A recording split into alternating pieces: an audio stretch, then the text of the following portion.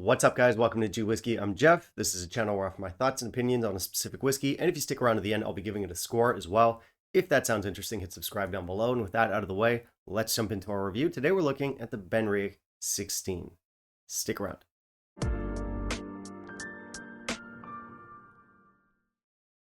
Alright, it's a Benriach today, and Benriach has always been a strange whiskey for me because I do like it, but it's also wildly inconsistent. It's always been kind of a chameleon for me. Not a chameleon in the sense that the brand lives in trees and feeds on wild insects. By extending its tongue out, it speeds up to 2,600 meters per second in order to catch locusts, mantids, crickets, stick insects, and grasshoppers. No, not that. I mean that the distillate can kind of change and adapt to suit a variety of different styles of whiskeys, much like a chameleon can change its colors. I might have over-explained that. But yeah, Benriach can be a very difficult character to peg, at least for me. I've had it in countless different ways, varieties. I've had it peated and unpeated. I've had it matured in 8,000 different types of casks, and it can work. It's a versatile whiskey, but it's a tough whiskey to kind of pin down and say it's this one thing. This is Benriach. But since the brand was bought out by Brian Forman, who is Brian? But since the brand was bought out by Brian Forman back in 2017, it does seem like an effort is being made to take Benriach in a specific direction, because they did used to be all over the place back in the day, and it seems like nowadays they're trying to stabilize it and consistentize it.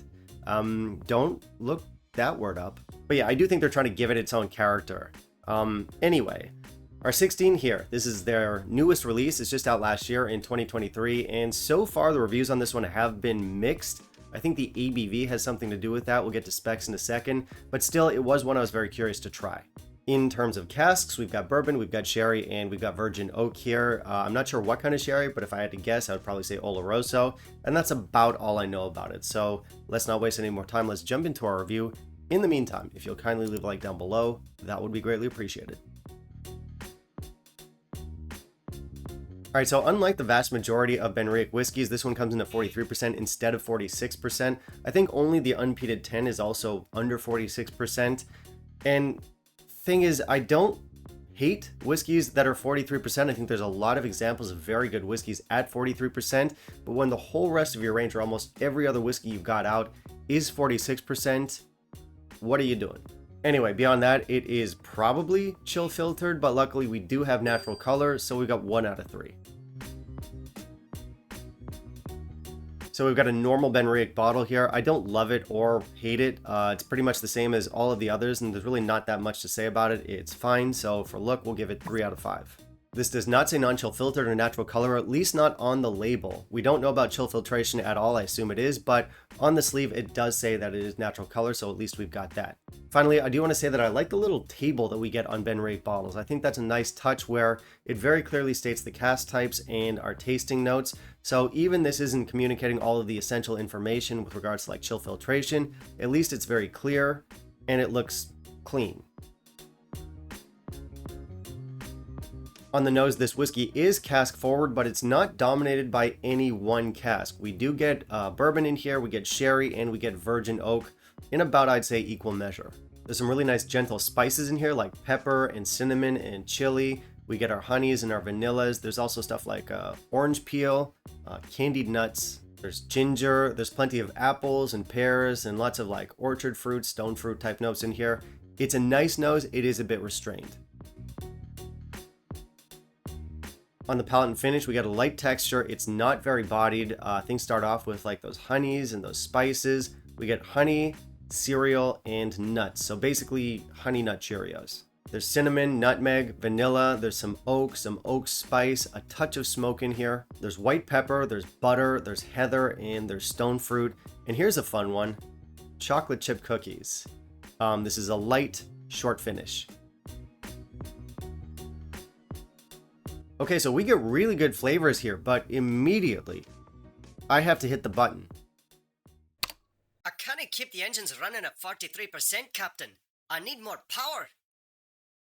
Now, before you say anything, I realize that was a terrible Scotty impression and a terrible Scottish accent. But, in my defense, Scotty had a terrible Scottish accent. Anyway, we have some really nice flavors in this whiskey, but It's not strong enough. And of course, I was always going to complain about that. And the thing is, I don't always hate 43% whiskeys. There's a lot of very good 43% whiskeys out there. Sometimes they feel really big in your mouth. That's what she said. But not this one. This one feels too light. And the fact that pretty much every other Benriach in the line, except for that one 10-year-old, is at 46% means that this one kind of hurts a little bit more, because actually, just in terms of flavor, out of the line, out of the Benriachs that I've had from the new line, this one is my favorite. To be fair, I've only tried the 10 and 12-year-old, so I haven't tried any of the older expressions, which I hear some are pretty good. I do want to try the 21 at one point.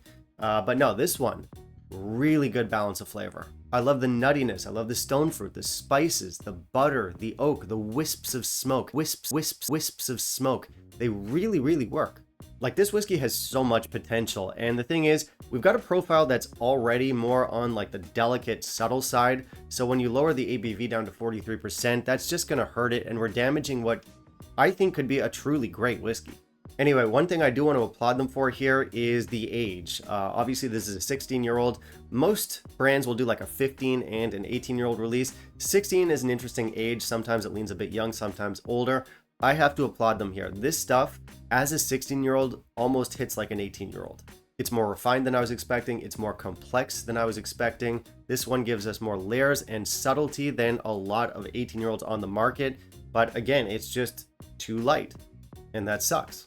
So to sum up, great flavors here, but it's underpowered. I've said that about 12 times now, so you get the point. But if you're okay with a lighter whiskey and what you're looking for is just good age and good flavors for a fair price, this is a good one.